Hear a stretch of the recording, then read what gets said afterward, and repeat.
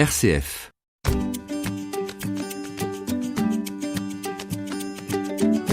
La vie est un art. Depuis quelques années, il est de bon ton de se demander si son enfant ne serait pas précoce ou surdoué.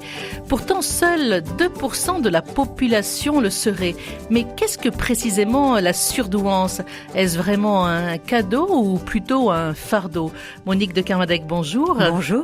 Alors, vous êtes reconnue en France comme une des spécialistes des personnes avec un haut potentiel intellectuel. Vous êtes nourrie de votre expérience clinicienne, vous êtes psychanalyste, psychologue, mais aussi des dernières recherches sur le sujet, et vous avez écrit chez Albin Michel un livre intitulé « L'adulte surdoué » avec comme sous-titre « Apprendre à faire simple quand on est compliqué ». Alors, Madame de Kermadec, vous qui avez rencontré de si nombreux adultes au potentiel intellectuel, que se passe-t-il dans leur tête et pourquoi sont-ils ou se sentent-ils si différents ? Quand l'adulte surdoué, finalement, quand est-ce qu'il prend conscience qu'il est différent, la plupart du temps ? Cette différence commence très tôt. On le voit chez des enfants, même en maternelle, au moment où ils sont en contact avec de petits camarades de leur âge qui n'ont pas les mêmes intérêts, qui n'ont pas le même vocabulaire et qui peut-être parfois les laissent aussi de côté, qui ne veulent pas jouer avec eux parce qu'ils les trouvent bizarres. Alors bien évidemment, cette différence est un grand atout, mais il est important que ces enfants le sachent, que leurs parents mettent un mot, leur expliquent les raisons pour lesquelles peut-être ils pensent comme des plus grands ou s'expriment comme des plus grands. Mais est-ce que c'est vraiment un atout, vous croyez, ou plutôt un handicap ? Je pense que c'est un atout. Je trouve dommage qu'on en parle essentiellement en fonction des difficultés que rencontrent ces personnes. Il n'est pas question de les nier, ces difficultés. Mais on a, quand on est surdoué, des capacités qui peuvent vraiment permettre de s'épanouir, mais aussi de contribuer à la société dans laquelle on vit. Mais vous croyez pas que c'est un peu la mode aujourd'hui, dès qu'il y a un enfant qui est un peu, par exemple, hyperactif, il faut passer des tests pour voir s'il est par hasard surdoué ? Bon nombre de parents, effectivement, se posent la question de la douance de leur enfant parce que ils remarquent un éveil particulier, parce qu'ils remarquent certains comportements qui le démarquent des autres enfants.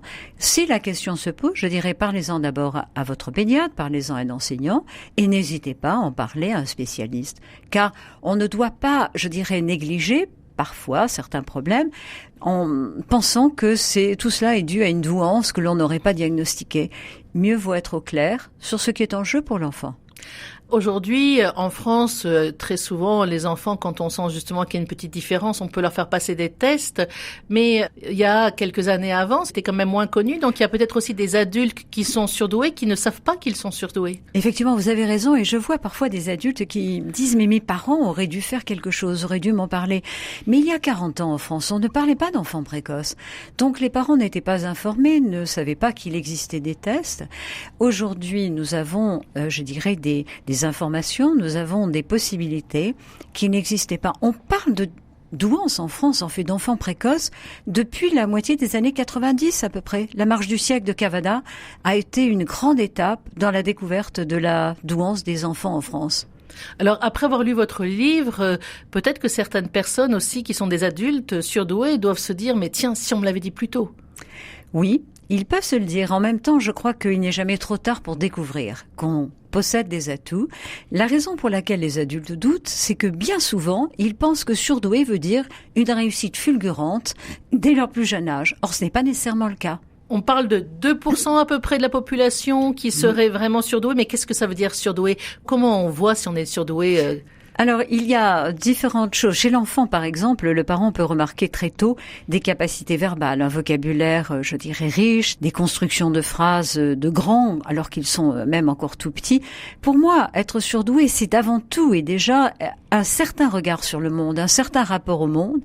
Bien évidemment, la précocité intellectuelle se diagnostique par un test de QI auquel on doit avoir 130. C'est la barrière officielle, je dirais, de la précocité. Néanmoins, être surdoué est bien plus qu'un chiffre de QI. 130 sur combien ? Sur 150, c'est ça ? Alors, le test qui est utilisé en langue française et qui est aussi un test international est le WISC. C'est le WIPSI-4 pour les petits-enfants, le WISC-5 pour les enfants de 7 ans à 16 ans inclus et le WISC-4 pour les adultes. Ce sont des échelles d'intelligence de Wechsler qui sont originaires des États-Unis, mais qui sont adaptés à chaque population, à la culture de ces populations. Pourtant, dans certains films américains, par exemple, on dit il a un QI de 190. Alors, c'est pas les mêmes échelles? Ce ne sont pas les mêmes échelles et c'est très important. Effectivement, les Américains disposent de tests qui permettent d'établir des QI d'une façon, je dirais, encore plus détaillée, mais qui n'ont pas été traduits en langue française, qui ne sont pas disponibles pour nous. Donc, si nous entendons un Américain parler de 180 ou 190 de QI, nous savons qu'il dit la vérité, qu'il fait allusion à un test. Lorsqu'un Français a passé une échelle de Wechsler, il est évident que le maximum c'est 155 et plus. C'est-à-dire, c'est sur 160, mais c'est 155 et plus. Donc, ce n'est pas sur 150, mais sur 160. C'est officiellement sur 160, mais nos résultats dans nos tableaux de calcul sont 155 et plus. Voilà. D'accord. Donc, on considère que quelqu'un est surdoué au-dessus de 130. Vous dites à peu près, dans votre livre, vous écrivez qu'à peu près 2,2% de la population. Voilà. Et ceux qui sont entre 120 et 130, 6,7% de la population. Donc, en gros, ça touche 10% de personnes qui ont une intelligence supérieure. Ah, tout à fait. Dans les anciens tests, on classifiait justement cette partie de QI entre 120 et 130 comme une intelligence supérieure.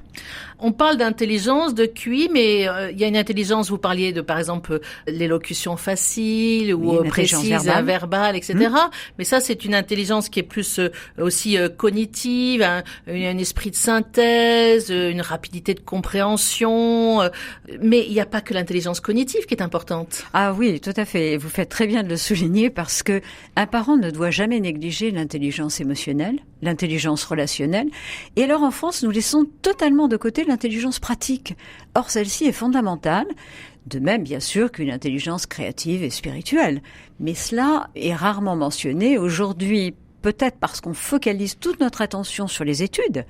Lorsqu'on est enfant, lorsqu'on a un enfant, on parle avant tout d'intelligence cognitive qui est testée par ces épreuves. Ce fameux test. Oui. Parce que ces fameux tests n'évaluent pas, par exemple, l'intelligence émotionnelle. Absolument pas. Maintenant, un bon clinicien, lors de la passation du test, par l'entretien préliminaire, par l'échange entre l'enfant et les parents, va se rendre compte des capacités, je dirais, relationnelles de l'enfant. Est-ce qu'il est à l'aise avec un nouvel adulte? Comment est-il par rapport à sa famille? Est-il très dépendant? Est-ce qu'il est très émotif pendant la situation de test? Comment réagit-il à la nouveauté? Nous avons des tas d'indices cliniques qui sont importants et que le psychologue devrait toujours rapporter aux parents lorsqu'il fait son compte-rendu. Là, vous parlez de thérapeute parce que vous pensez qu'il est important dans ces moments-là quand même d'aller voir un spécialiste. Je parle d'une situation de thèse, je ne parle pas de thérapie, mais quand un parent consulte et veut mieux comprendre le fonctionnement intellectuel de son enfant, lorsque le psychologue rend des résultats, il doit aussi parler de ses capacités de concentration, de sa façon d'entrer en relation et de tout cela, parce que c'est essentiel pour pouvoir bien réussir dans la vie. Alors, maintenant, parlons vraiment des surdoués, entre guillemets, parce que ce terme, on n'aime pas trop quand même ce terme. Il n'y a pas un autre terme? J'aime beaucoup le terme anglais gifted, qui laisse entendre doué. Gifted, d'accord. Voilà. Parce que il y a la notion d'un don et il y a aussi inclus cette idée que nous devons mettre ce don au travail pour qu'il puisse s'actualiser, s'épanouir. Et pourquoi certains parlent de zèbre?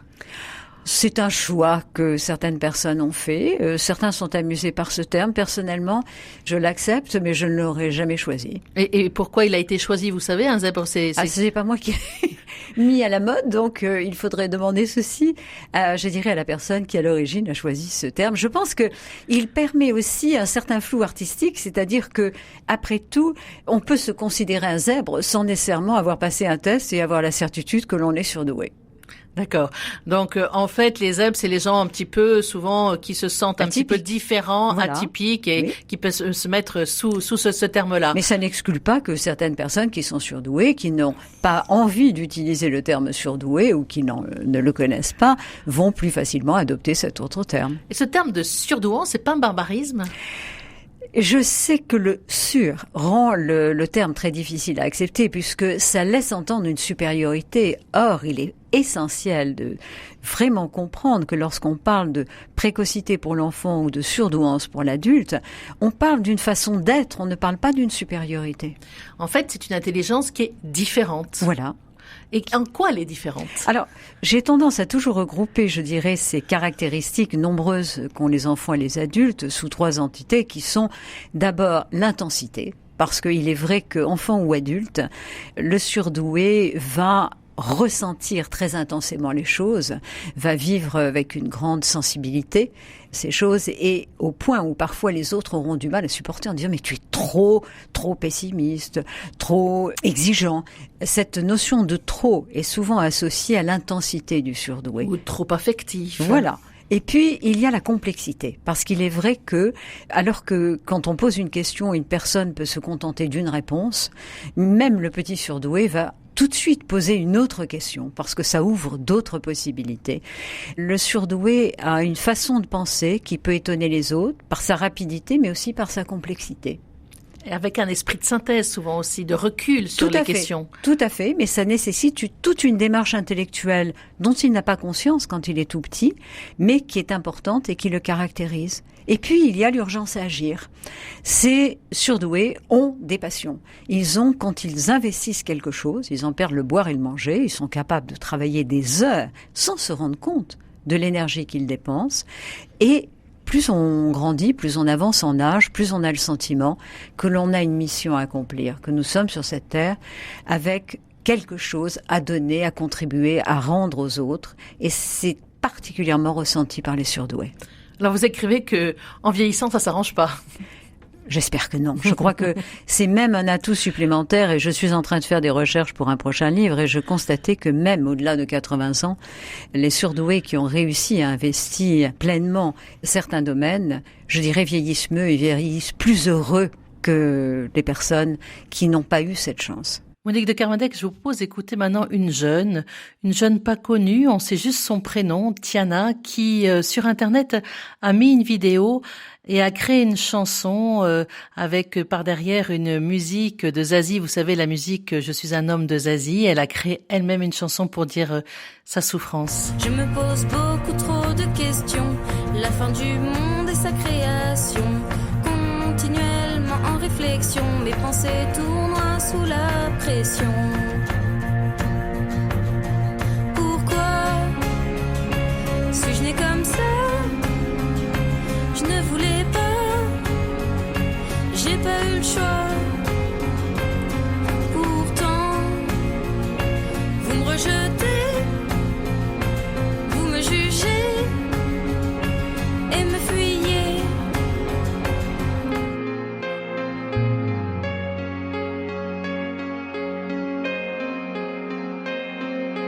Je suis l'animal hors de l'enclos, je suis la tâche sur le tableau, le mouton qui ne suit pas le berger, c'est de là que je tiens ma fierté. Je suis celui qu'on dit surdoué, je suis celui qu'on a mal nommé, esprit perdu dans un dédale, petit zèbre pris pour un cheval. Je suis l'animal hors de l'enclos, je suis la tâche sur le tableau, le mouton qui ne suit pas le berger, c'est de là que je tiens ma fierté.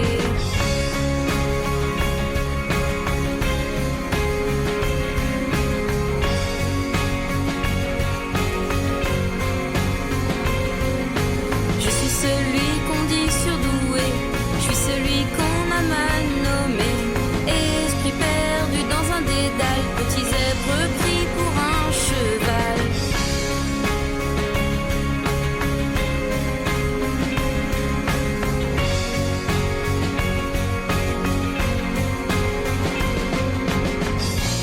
La vie est un art. Bénédicte Draillard. Monique de Kermadec, dans votre livre L'adulte surdoué, je suis un petit peu interrogée par votre sous-titre Apprendre à faire simple quand on est compliqué. Est-ce que vraiment tous les surdoués sont compliqués? Parce que pourtant, souvent, on dit que c'est des gens qui peuvent avoir une très grande clarté d'expression. Tout à fait, mais c'est le sobriquet qu'on leur donne. Et c'était une des raisons pour lesquelles j'ai choisi ce sous-titre avec un brin d'humour. Parce que, généralement, la première critique qui va être faite à un enfant ou à un adulte, c'est « mais qu'est-ce que tu es compliqué ?» Pourquoi compliques-tu les choses comme ça? Ou alors pourquoi poses-tu autant de questions? Exactement. Donc, je pense que l'adulte va tout de suite se reconnaître par ce côté compliqué. Il est évident qu'on ne demande pas à ces adultes de renoncer à leur richesse. Je n'aurais jamais une telle ambition. Au contraire, je pense que c'est formidable de pouvoir penser de façon complexe pour apporter des solutions. Alors souvent, ils ont une façon de faire qui est assez originale. Par exemple, sur, je sais pas, s'il y a une équation mathématique, ils vont arriver au même résultat, mais avec peut-être d'une façon différente. Tout à fait. Je voyais la semaine dernière un petit garçon qui, en ce moment, a de gros problèmes en CM1 parce qu'il fait ses divisions de tête. Et il n'arrive absolument pas à les poser telles que la maîtresse le lui demande. Donc il a 0 en division, alors que, sans savoir comment, lui arrive à trouver sa réponse immédiatement. Donc c'est un autre fonctionnement. C'est un autre fonctionnement et il est important pour un enseignant et même pour un adulte, lorsqu'on accompagne un enfant comme ça, d'essayer de voir quels sont les cheminements de sa pensée pour pouvoir mieux l'accompagner plutôt que d'insister à le faire abandonner sa façon de penser pour adopter celle des autres. Puis souvent ils sont rapides, non ? Ils sont rapides. Alors, on voit des surdoués qui aiment prendre leur temps. Mais là, c'est une question de personnalité. C'est pareil chez tout le monde. Nous avons des personnes qui investissent la vitesse et d'autres qui ont besoin de sentir une maîtrise de ce qu'ils font. Et à ce moment-là, ils prennent un petit peu plus de temps. On entend souvent chez les surdoués le fait qu'ils s'ennuient avec les autres. Oui. Alors, s'ennuyer est parfois un critère utilisé par les parents, mais il est très important de faire la distinction entre un enfant qui s'ennuie parce que il a déjà acquis ses notions et la répétition le démotive, et un enfant qui s'ennuie parce qu'il ne comprend pas ou parce qu'il s'est déconcentré et bien évidemment n'arrive pas à rentrer à nouveau dans le travail qui est effectué en classe à ce moment-là. Donc je mets les parents en garde, ne prenez pas nécessairement l'ennui comme le signe d'une précocité. Oui, mais quand on est adulte par exemple et qu'il y a une personne qui est surdouée avec d'autres adultes, quelquefois ils trouvent que la discussion peut être superficielle ou pas intéressante, et puis finalement il va s'ennuyer puis plus souhaiter avoir ces relations-là. C'est vrai. On a tout un nombre d'adultes qui vont dire qu'en groupe, au bout d'un certain temps, ils peuvent ressentir une lassitude, ils peuvent ressentir un véritable ennui et le désir de quitter le groupe et de partir parce qu'ils attendent, je dirais, une rencontre certainement plus profonde, plus personnelle, peut-être plus intellectuelle, et ils restent sur leur faim. L'intensité est importante, hein. Tout à fait. C'est ça, toujours Oui. On revient à cette intensité. Oui. Et puis aussi ce goût pour des choses extrêmement différentes, une découverte, une curiosité. Le besoin de nouveauté, le besoin de changement, et là, dans le monde du travail, parfois ils apparaissent comme n'étant pas capables d'investir, ce qui est faux. Mais il est vrai que après quelques mois, lorsque leur nouvelle mission devient, je dirais, une routine, ces surdoués ont envie de passer à autre chose et ont besoin de passer à autre chose, et il est important qu'ils comprennent la nature de ce besoin. Ce ne sont pas des touche-à-tout irresponsables. Il est important qu'ils arrivent à motiver leur entourage pour de nouvelles responsabilités ou, hélas, aller chercher ailleurs si c'est nécessaire. Et alors, on parle très souvent de l'hypersensibilité des surdoués. Est-ce que c'est pour tous les surdoués ou est-ce qu'il y a des surdoués hypersensibles et d'autres non ? Généralement, l'hypersensibilité fait partie du tableau du surdoué. Bien évidemment, en fonction de notre éducation, nous pouvons ne pas l'exprimer parce que nous avons appris par des parents, par notre entourage, que nous ne devions pas pleurer, que nous ne devions pas être exubérants lorsque nous sommes heureux. Mais ils savent qu'à l'intérieur, ça ne reste pas insensible, ça ne reste pas neutre, ça a un impact sur eux, et parfois un impact qui les met mal à l'aise parce qu'ils ont peur justement que s'ils laissent voir ce qu'ils ressentent, les autres vont passer un jugement négatif. Mais surtout s'ils ont une grande intelligence et une hypersensibilité, ça fait des vagues émotionnelles. Tout à fait. On doit se dire, c'est pas possible pour quelque chose qui est pas important, je suis tout de suite émue, une grande empathie, et puis l'intelligence doit vouloir dire, mais arrête. Oui, même dans un couple ou en tant que parent, on peut avoir parfois des seuils de résistance à l'intensité des émotions qui sont très différents, et ça peut poser problème parce que le parent dira à l'enfant, mais écoute, je t'en prie, arrête, ne fais pas une comédie ou je ne sais, alors que l'enfant n'est pas vraiment en crise, mais simplement explose de joie ou pleure. Dans le couple, j'ai des adultes qui me disent, à des âges différents d'ailleurs, que parfois leur conjoint ne comprend pas le fait que, regardant une émission, ils pleurent, ou qu'entendant quelque chose aux nouvelles télévisées, ils ont une telle réaction d'indignation. C'est quelque chose qui nécessite, de la part du surdoué, de mettre des mots pour permettre à l'autre, si lui-même n'a pas la même sensibilité, de comprendre. Alors là, vous parlez des couples, alors on est obligé de vous poser une question. On sait bien que la vie affective des surdoués, des adultes, est souvent un petit peu difficile, non? Elle peut être difficile, elle ne l'est pas nécessairement. Je crois que dans le couple, et une question qui m'est très souvent posée, c'est est-ce qu'un adulte surdoué ne sera heureux qu'avec un autre adulte surdoué? Je crois que le partage, je dirais, d'intérêts, le partage de valeurs sont très importants, beaucoup plus qu'un partage de chiffres de QI. Parce que nous pouvons avoir le même chiffre de QI et être des êtres totalement différents. Donc tout va dépendre des bases sur lesquelles le couple s'est construit.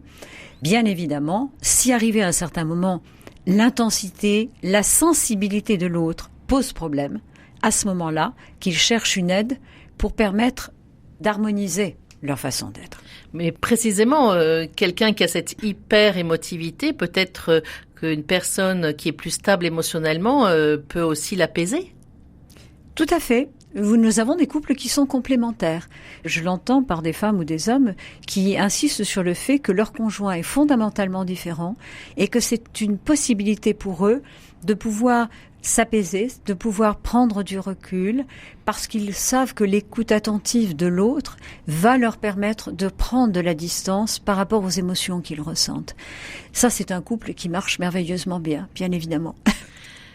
Mais quelquefois, les personnes extérieures se sentent écrasées par ces personnes surdouées. Oui, ça peut arriver, ça peut effectivement poser problème dans certains couples, ça peut poser problème dans des familles où un des deux parents a beaucoup de mal à vivre l'intensité d'un enfant. Pas plus tard que hier au soir, je recevais une mère qui me disait « Il peut m'arriver, et cela dès son plus jeune âge, d'être fondamentalement épuisée en fin de journée par les hauts et les bas des ressentis de ma fille ». Et elle cherchait de l'aide, elle cherchait à comprendre parce qu'elle-même venait d'une famille où on avait fait taire toutes les émotions. Donc elle était parfaitement lisse dans son expression d'émotion et ne comprenait pas que son enfant puisse avoir de tels écarts de ressenti. Alors que faut-il faire précisément?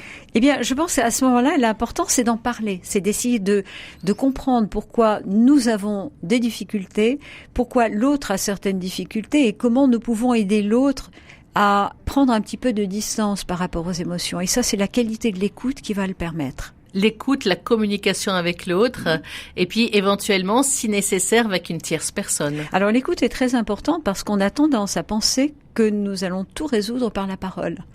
Or, dans les faits, pour résoudre, nous devons aussi écouter. La parole est certes importante, mais elle vient dans un deuxième temps.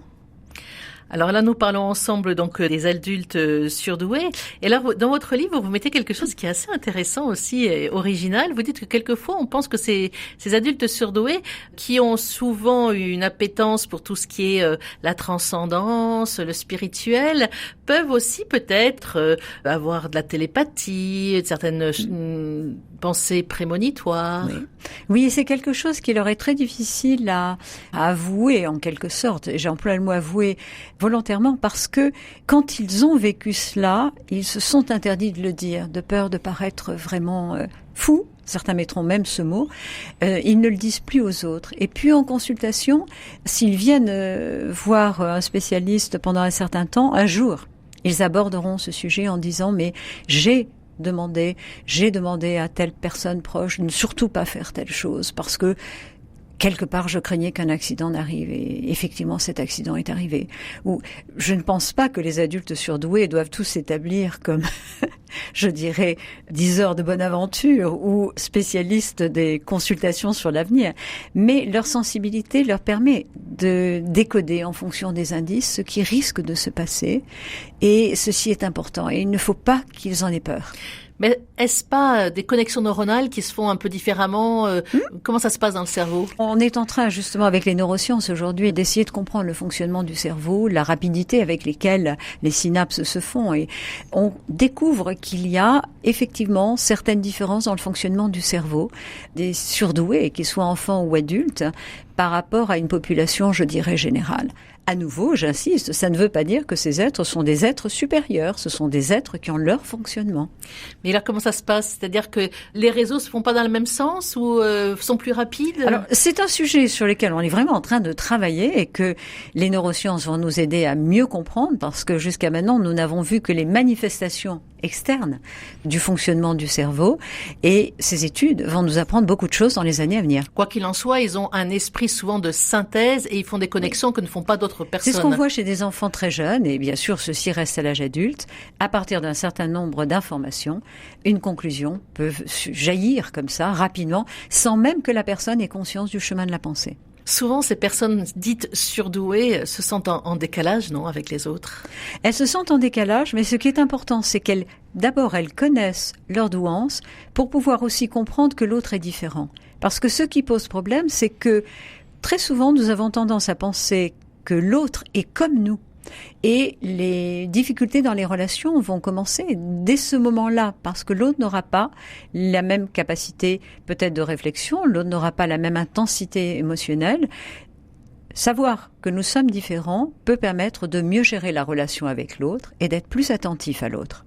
Un grand merci, Monique de Kermadec. Je rappelle donc votre livre, L'adulte surdoué, apprendre à faire simple quand on est compliqué, paru chez Albin Michel. Merci.